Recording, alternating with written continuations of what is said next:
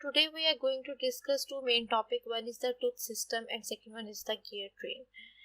Tooth system is basically the standards and codes that are used to define the values of the addendum, dedendum, working depth, tooth thickness and pressure angle based on the different types of the gear.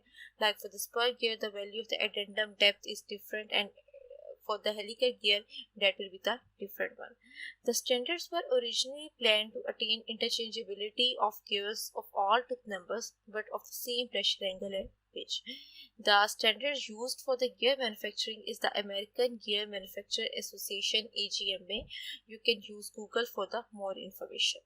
So the table you can see is for the helical gear.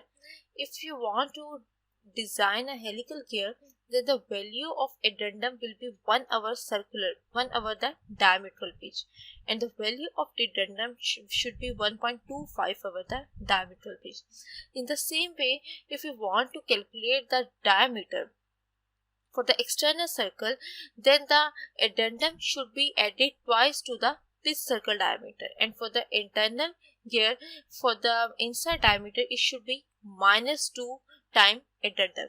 So by using this table, we can simply design the helical gear. Similar formula exists for the spur gear, bevel gear and the herringbone gear.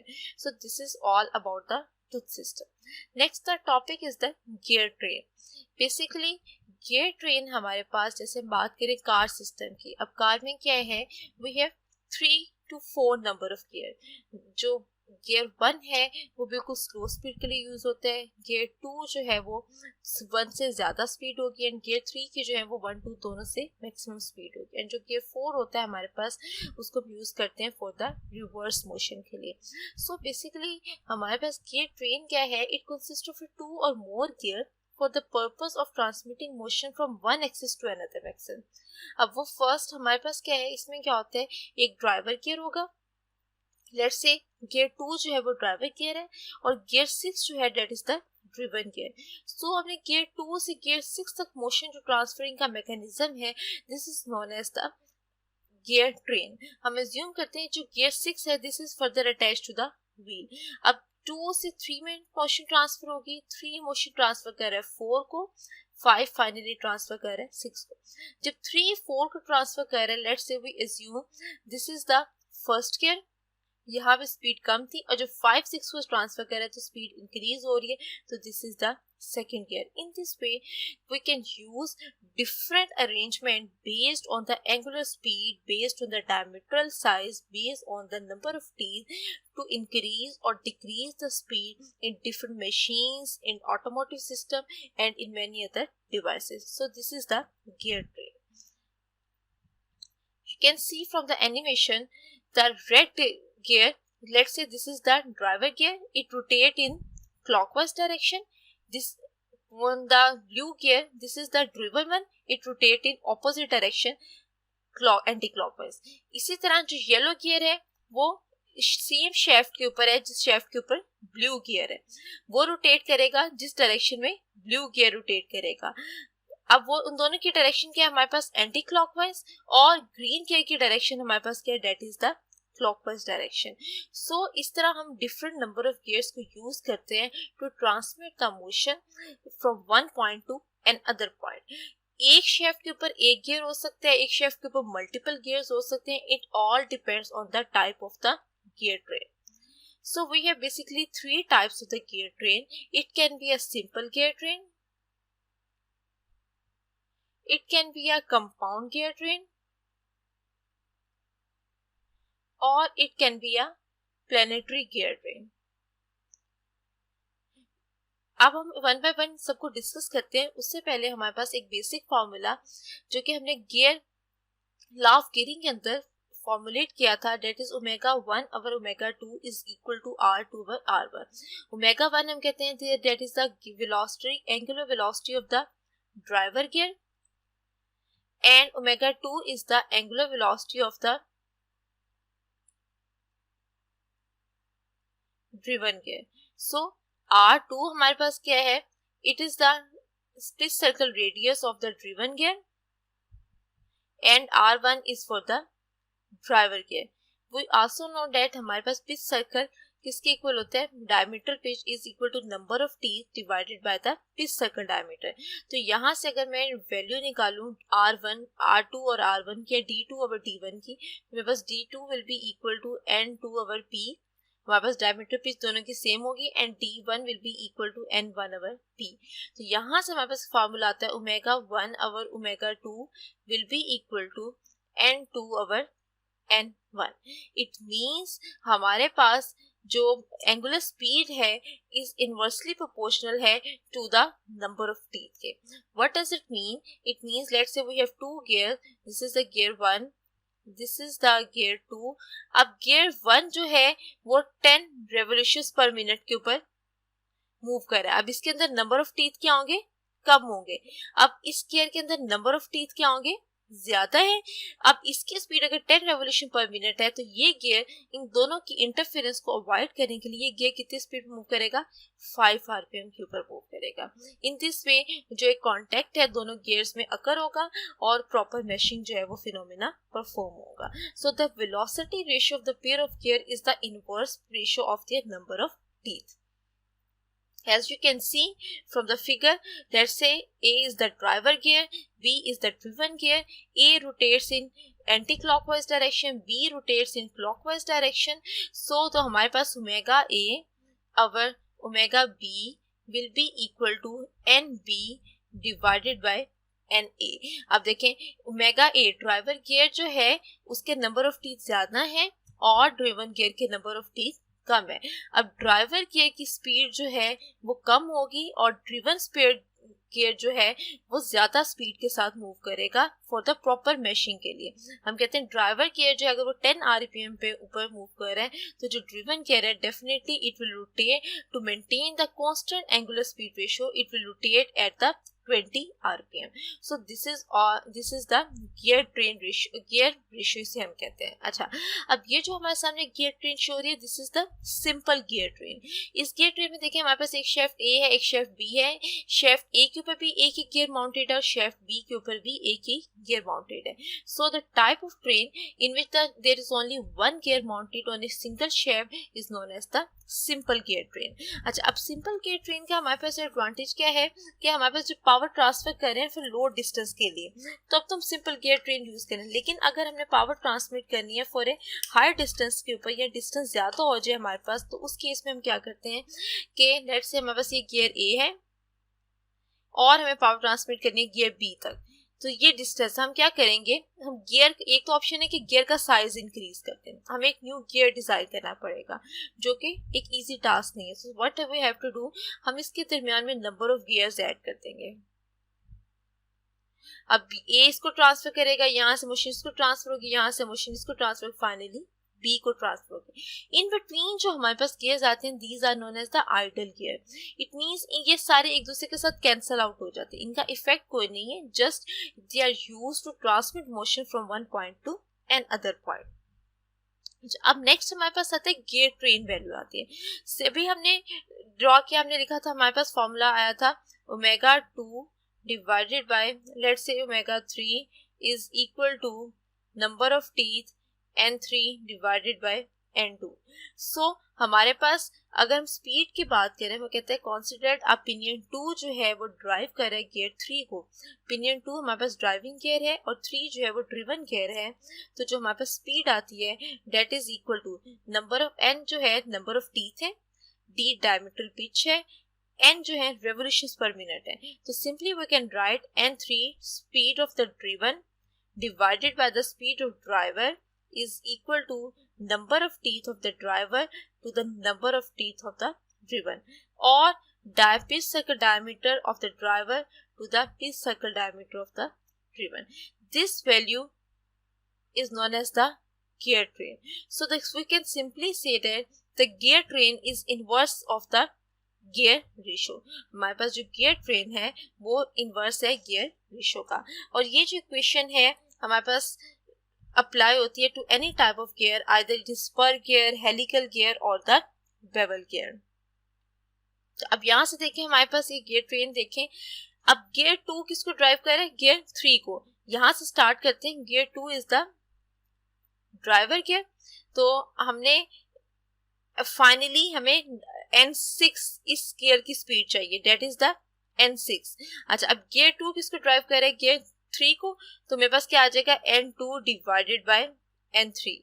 अब 3 किसको drive कर रहा है, 4 को, तो आ जाएगा N3 divided by N4।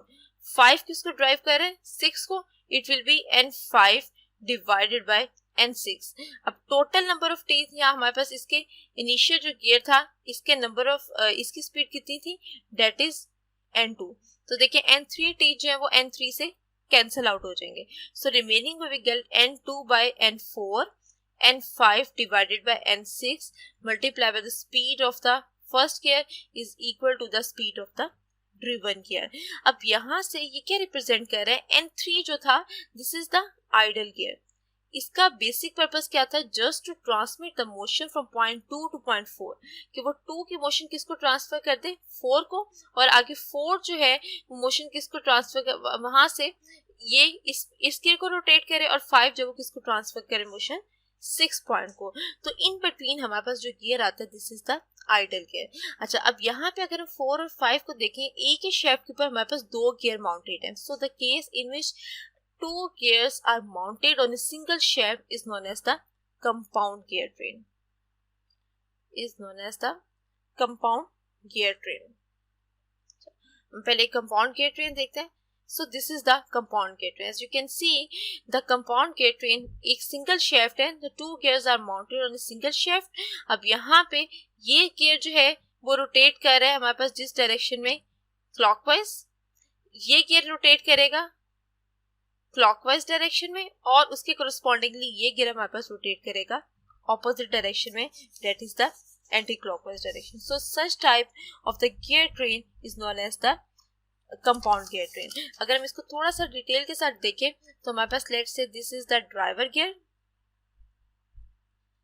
और अगर ड्राइवर गियर रोटेट कर रहा है इन दिस डायरेक्शन, तो हमारे पास सेकेंड लेट्स से गियर इस तरह है, इसके अंदर एक गियर ये है, और फर्दर हम इसके साथ एक ये गियर डालते हैं। So this is the driven gear, ये हमारे पास क्या आ जाएगा, ड्रिवन गियर, ठीक है। अब ये हमारे पास क्या आ जाएगा, अगेन ये इसके रिस्पेक्ट से ये ड्रिवन गियर आ जाएगा, और ये हमारे पास क्या आ जाएगा, अगेन ड्राइवर आ जाएगा। अच्छा, अब देखिए अगर ड्राइवर की डायरेक्शन हमारे पास एंटी क्लॉकवाइज है, तो ड्रिवन की डायरेक्शन क्या होगी, इट विल बी क्लॉकवाइज, और इन दोनों के अंदर ये जो हमारे पास है इसकी डायरेक्शन हमारे पास क्या आ जाएगी, it will be again opposite, और इसके कोरस्पॉन्डिंगली हमारे पास जो ड्रिवन होगी फाइनल गियर जो होगा उसकी डायरेक्शन हमारे पास क्या आ जाएगी, it will be like this. As you can also see from the figure कि हमारे पास ये देखें ये गियर इस डायरेक्शन में रोटेट कर रहे हैं, कोरस्पॉन्डिंगली सेम डायरेक्शन में हमारे पास ये गियर रोटेट कर रहा है, और ऑपोजिट डायरेक्शन में हमारे पास ये गियर रोटेट कर रहा है। तो इन दोनों गियर्स की डायरेक्शन हमारे पास सेम होगी जो कि सेम शेफ्ट के ऊपर माउंटेड है, और ड्रिवन गियर की डायरेक्शन हमारे पास क्या आ जाएगी, ऑपोजिट आ जाएगी। अब नेक्स्ट देखिए हमारे पास इस ट्रेन के अंदर अगर हम देखें हमारे पास जो गियर नंबर 2 है that is the driver gear.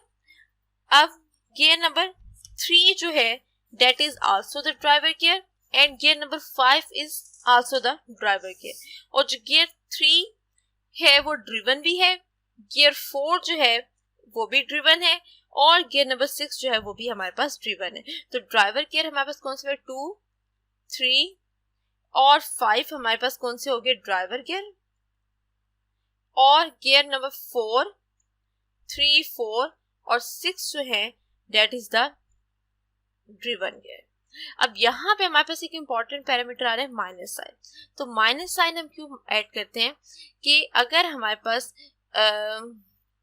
इसको हम आगे डिस्कस करते हैं, उस पर कहते हैं इसमें notice that the gear 3 is an idler that it is ट्रूथ number cancel in the equation and hence that it affects only the direction of rotation of the gear 6। Just वो किसको इफेक्ट कर रहा है, उसकी डायरेक्शन ऑफ रोटेशन को affect कर रहा है। So gear 2, 3 and 5 are the driver gear while 3, 4 and 6 are the driven gear. Strain value हमने डिफाइन किया तो हम सिंपली लिख सकते हैं कि it is the product of the driving tooth number two the product of the driven tooth number. तो यहाँ से देखें हमारे पास प्रोडक्ट N2 और N4। N2 क्या है हमारे पास, यहाँ फाइनली हमारे पास N6 क्या है, ड्रिवन है, और N2 हमारे पास क्या है, ड्राइवर गियर है। अच्छा, अब बात करते हैं माइनस साइन की। अगर तो हमारे पास फर्स्ट और लास्ट गियर जो है वो सेम डायरेक्शन में होते हैं, लेट्स इसकी डायरेक्शन क्लॉकवाइज है, ये भी डायरेक्शन क्लॉकवाइज होती, तो हम यहाँ पे माइनस साइन नहीं लगाते। If they are both, if the driver and the driven gear both move in opposite direction, then we add the minus sign just for the sake of convention. So इसको हम further simplify करें तो हमने अभी train की value लिखी थी, gear train is equal to an last gear product speed of the last gear to the speed of the first gear. So simply यहाँ से NL is equal to E into NF हमने mention, और E की value हमारे पास क्या है, product of the driving truth number to the product of the driven truth number. Next हमारे पास जो ट्रेन आती है डेट इज द प्लेनेटरी और द एपिसाइकिल ट्रेन। अच्छा, अब प्लेनेटरी और एपिसाइकिल ट्रेन में हम देखते हैं, ये हमारे सामने है। सबसे पहले हमारे पास ये जो हमारे पास ये आपको सबसे लार्जर गियर नजर आ रहा है, that is the ring gear. This is the sun gear. these are the planet gears, and this is the shaft or the carrier. This type of the gear train is used in the automatic transmission. अब इसमें क्या होता है, हमारे पास हम number of speeds को किस तरह अचीव करते हैं। हमारे पास 3 डिफरेंट कॉन्फ़िगरेशन हो सकती हैं। Either the ring gear is moving, ring gear is rotating and other are stationary. Either the sun gear is rotating with respect to the planet gear and the ring gear is stationary. Either हमारे पास ये 2 option है। अच्छा, अब देखिए, अगर late से मैं इनमें से एक को डिस्कस करती हूँ कि लेट से अगर सन गियर जो है वो रोटेट कर रहा है इन क्लॉकवाइज डायरेक्शन, तो ये तीनों जो हैं प्लेनेट गियर हैं वो सन गियर के साथ अटैच हैं, ये भी रोटेट करेंगे सेम डायरेक्शन के अंदर।